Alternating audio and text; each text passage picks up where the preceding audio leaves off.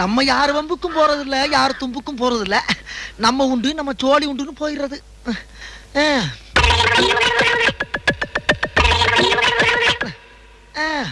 என்ன பொழப்பு. மனுஷன் இன்னைக்கு இருப்பான், நாளைக்கு இருப்பான். நாளை கழிச்சு ஊருக்கு போடாம இருக்கேன். அங்க என் தங்கச்சிக்கு சடங்கு. உனக்குதான் தங்கச்சி இல்லையா, ஏன் போய் சொல்ற? இல்லப்பா, சின்னம்மா மக.